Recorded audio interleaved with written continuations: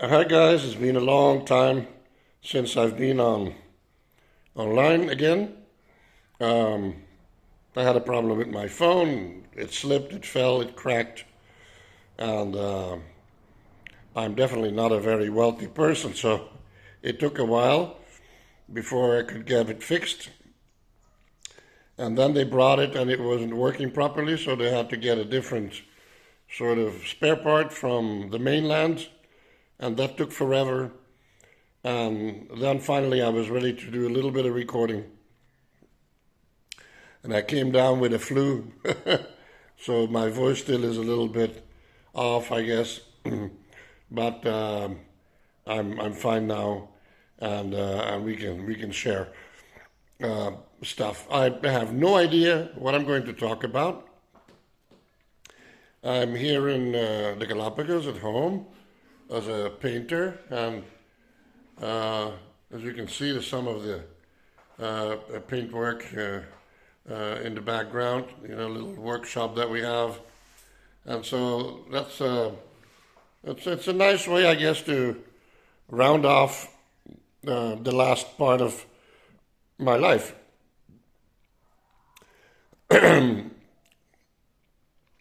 As a European, I grew up about 15 years in Europe. That was a normal thing, I guess. Um, School and biking around and so forth, and a lot of culture, a lot of reading. Um, and then I came to South America, to the Ecuador, and at the age of 17, I came to Galapagos, and I became a guide because I knew several languages. They hired me as the guide to guide the people that were coming. And then, of course, along the years, I had to learn about natural history, and so I got educated at the Charles Darwin Research Station and with the National Park Service and several universities that set up these courses. Now there's an institution that does that called the YARI.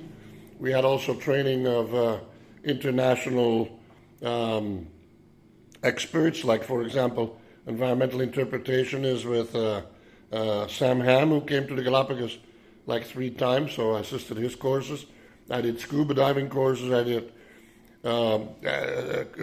life at sea, security and safety, rescue and everything, dive master, sailing, and of course lots and lots and lots and lots of reading. Once you get involved in natural history, it's one of those things that the fields, you have so many fields, and each of them is interesting, and so you find it's like ongoing trivia. You're talking with some passengers, and someone brings up something, or you observe something in nature, and you go like, "Oh, that's interesting," and so you look it up. Now you take your smartphone, and bingo, you look it up, and you get a whole wealth of information about that specific little tiny issue that you want to find out about. So almost on a daily basis, you're like osmosis, You're just assimilating new knowledge in your field.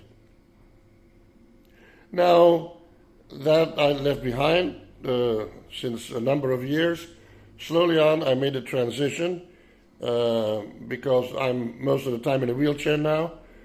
I still did some guiding, pushing ultimately with some walking sticks, and finally I got myself a cart that like a luggage cart from the airport, and I put bigger wheels on them, rubber wheels, so they wouldn't be clickety clickety clickety making so much noise, and I could use them on the street.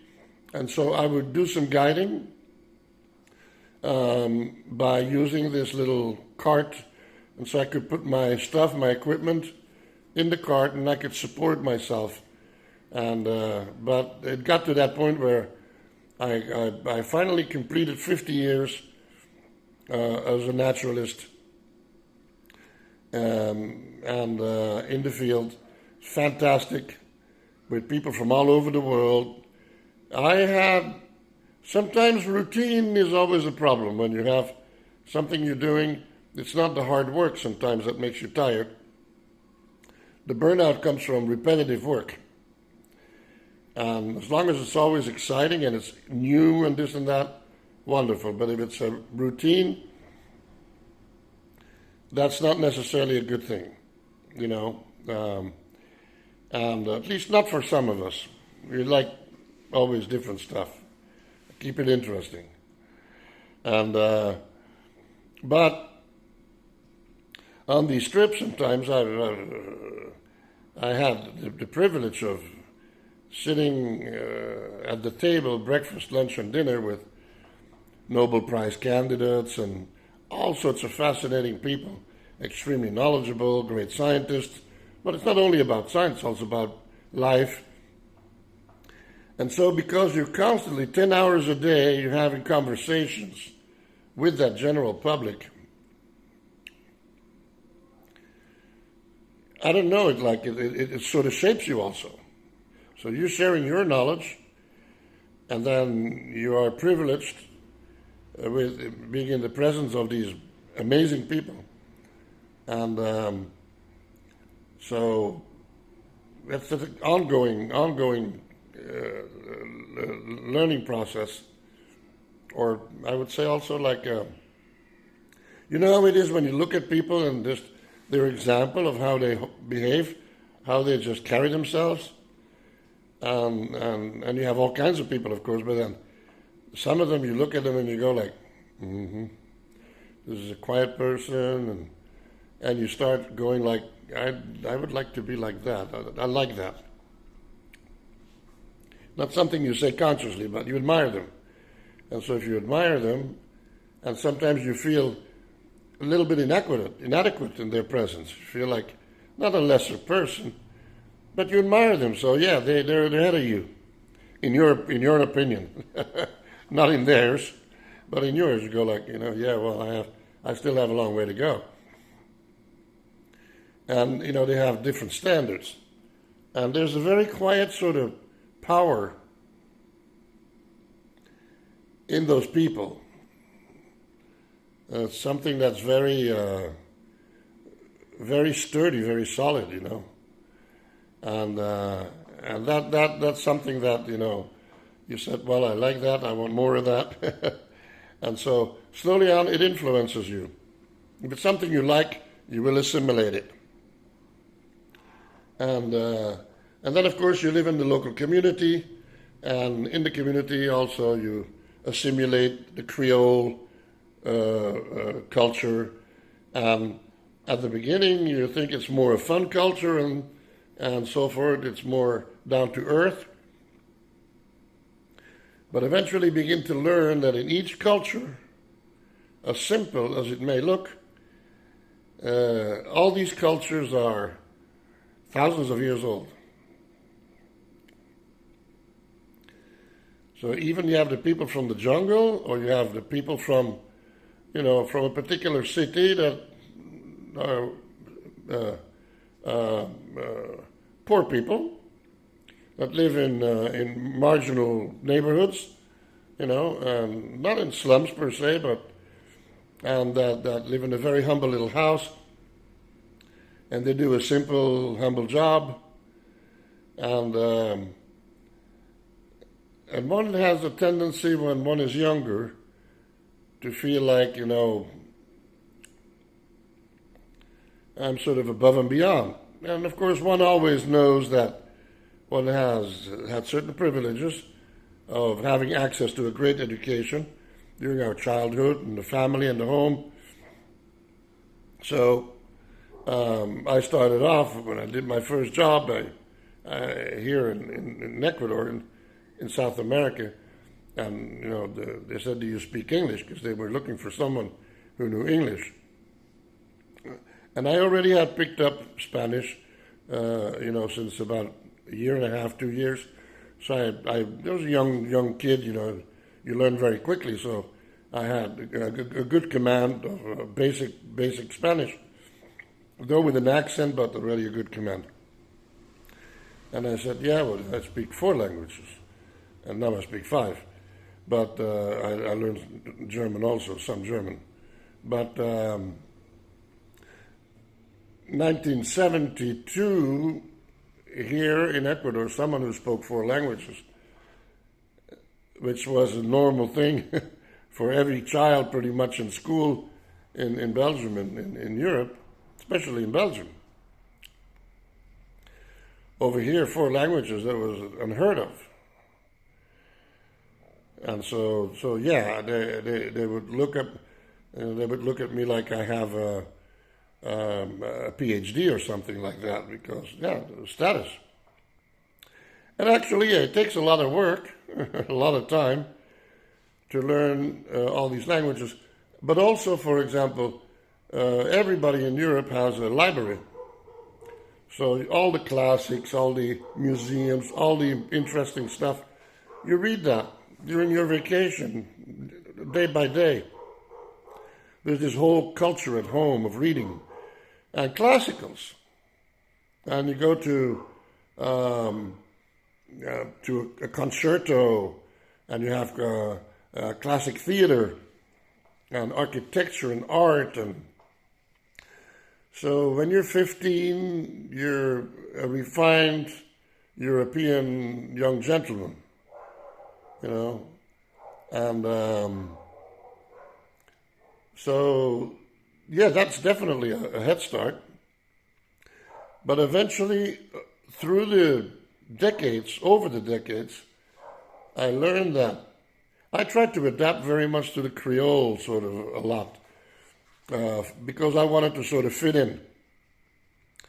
So I would speak and act a little bit like, you know, the local people from the village and everything. But sort of street language a little bit.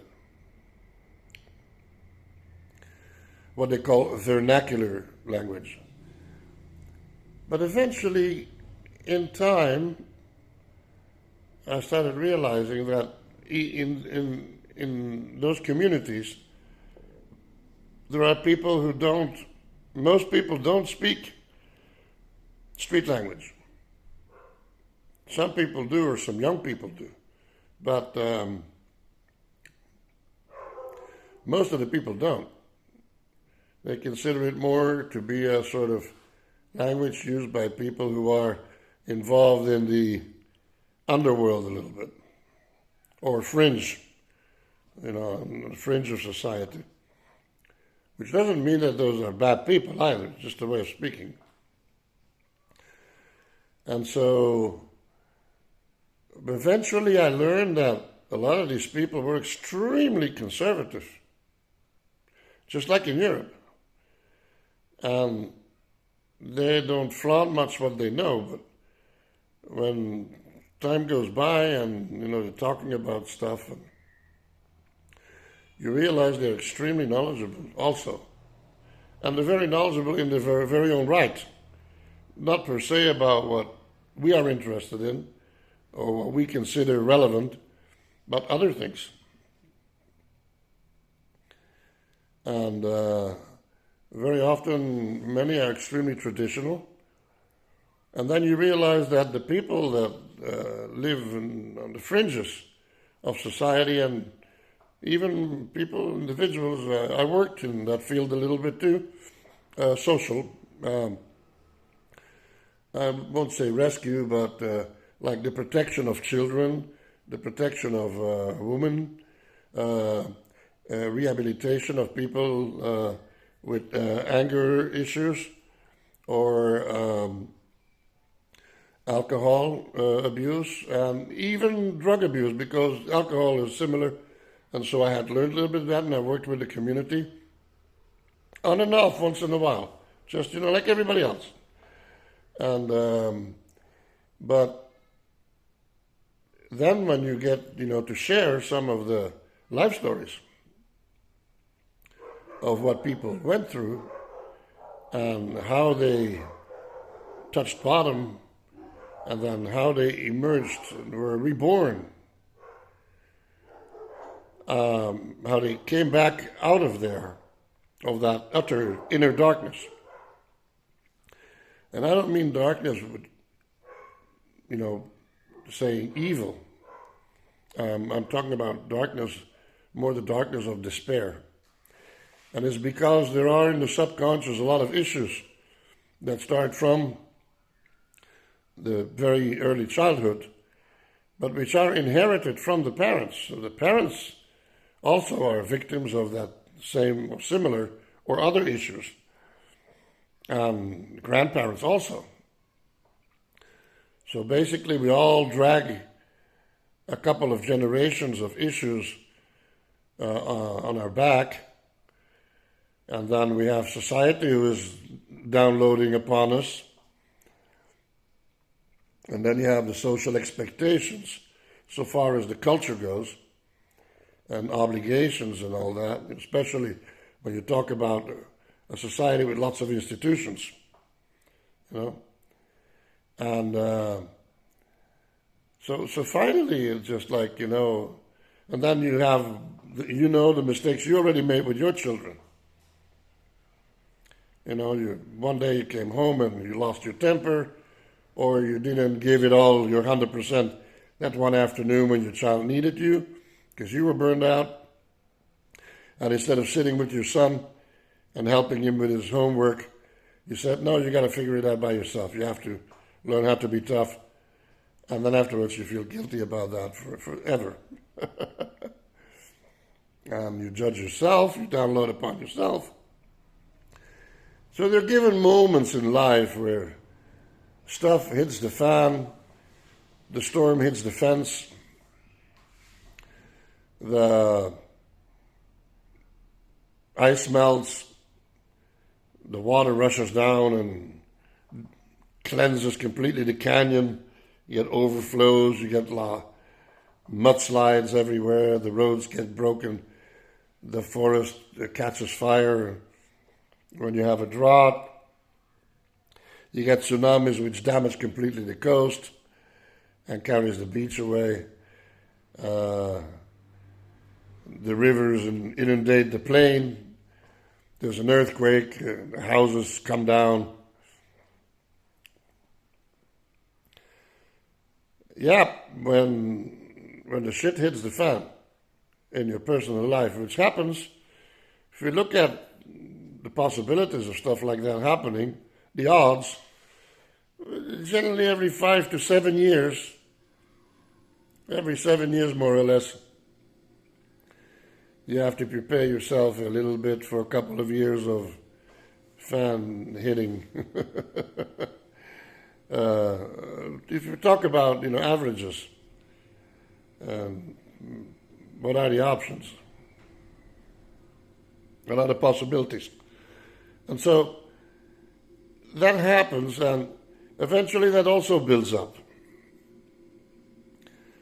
And you have to be strong, and you have to be resilient, and you have to run, with the punches, roll with the punches, as they say. No, you don't have to. That's what everybody says. That's what they say on TikTok, but you don't have to. No. You become weak, you crack, you break. Now you get divorces, you lose your jobs, your business. Before you were 6 years old and your father was a baker, and you would go with him to the bakery and you would play around and learn about bakery.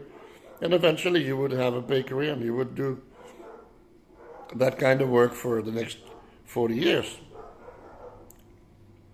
Not anymore. And so it's tough. It's tough because the complexity of life now is 50 to 100-fold. So that the odds of stuff happening or not happening are 100-fold. So sometimes we just crash, like when your computer crashes or the system crashes, and that's it. And you want to do stuff, and but you can't. And it's your whole subconscious system that goes through this phase of cleansing because you've been coping and coping and coping and coping. But suddenly your subconscious knows that all that stuff that you've been carrying since you were 10, 15, 20, 25, 30, 40, 50 years old, in the context of who you are now, all those things, you don't have to cope with that anymore, but you still drag all that along. So you try to understand what actually is going on and you can't. You want to die. You wish to die. You think about it. Sometimes you plan or try. It can get really, really dark. You can get a number of years of profound depression where you go like, what for? You can get up and do a million things. But you go like, nobody's asking me anything. Nobody wants anything from me. I'm trying to do whatever, but nobody really cares. Nobody appreciates it, seemingly.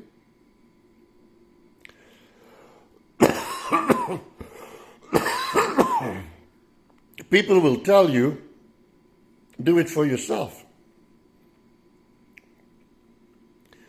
You get to a certain point like,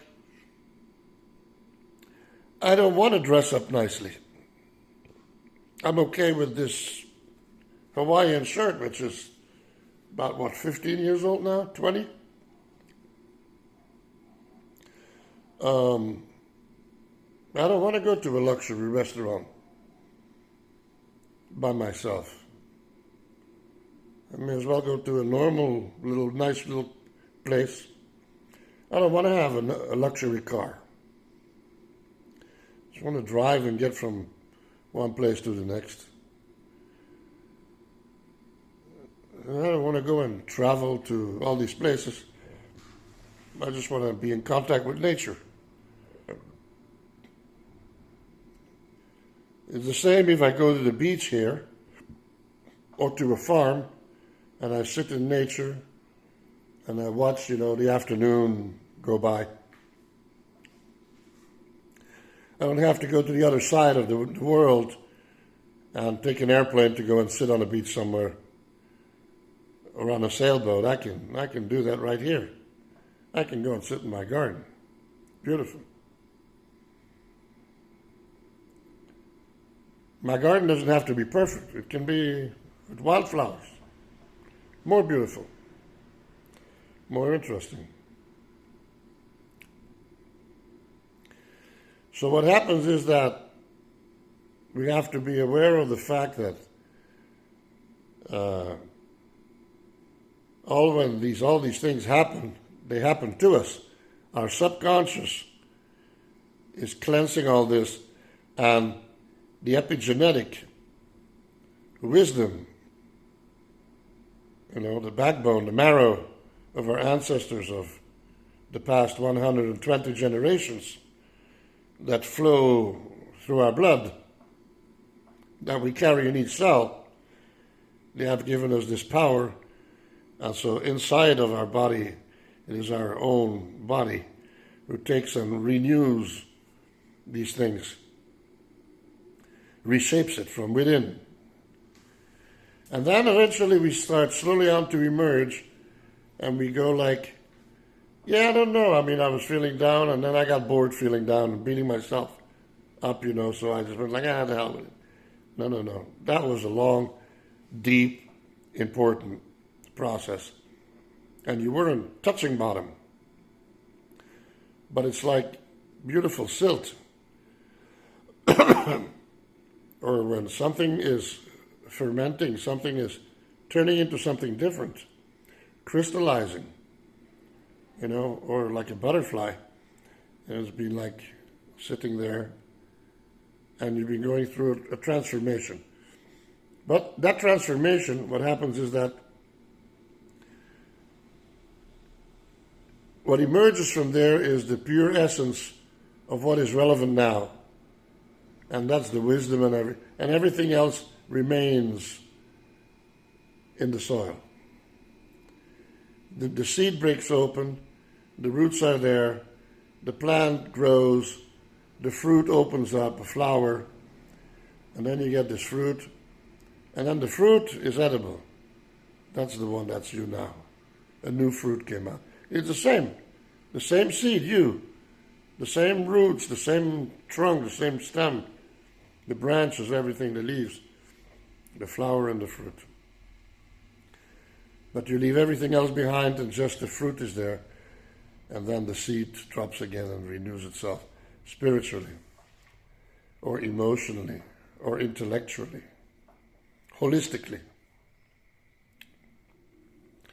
So these are things that happen to us, which before happened in a very natural way, all the time, in an ongoing way, process.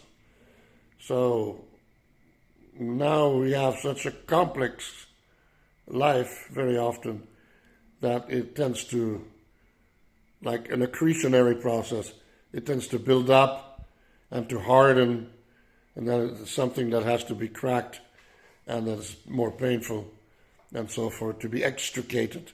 So your body, your subconscious does that. All the shrinks in the world, they can come and tell you and charge you $50 or $100 and give you pills. No medication. Stay away from that. When you have a severe situation like that, go into nature, go to a farm and tell them, listen, I would like to have a little room and just be a farm hand. Or in the city, in a restaurant, wash the dishes in the restaurant. I just would like to help here. Or, clean up like a janitor around a small hotel, whatever. Anywhere. Or go to a church and say, listen, can I work for you for a little bit of food? That's all. And you just retire from everything, and you're in a spiritual environment, or in a very nice human environment, warm human environment, or you're in nature, you're just, a nice, simple environment. And don't try to find answers or anything. And that's what I mean. I've seen that people that live on the fringes of society, marginal situations and conditions, those who we so lightly judge, and they themselves way too harsh. I have seen them going through these processes and emerge with a profound acknowledgement of that subconscious process which had taken place inside of them, and that awareness. You have to be smart to be able to understand that. You have to be, I don't know to call it smart or intelligent or whatever, but I've had people standing in front of a congregation who were highly articulate and gave great speech, 5-10 minutes, reading from the scriptures and being very convincing. I have people who spoke and didn't know how to read. And the way they were speaking was not very articulate, not very... But they were talking from their heart. They were talking about something real. And you could feel that. Those are actually the teachings that we remember, that we carry with us.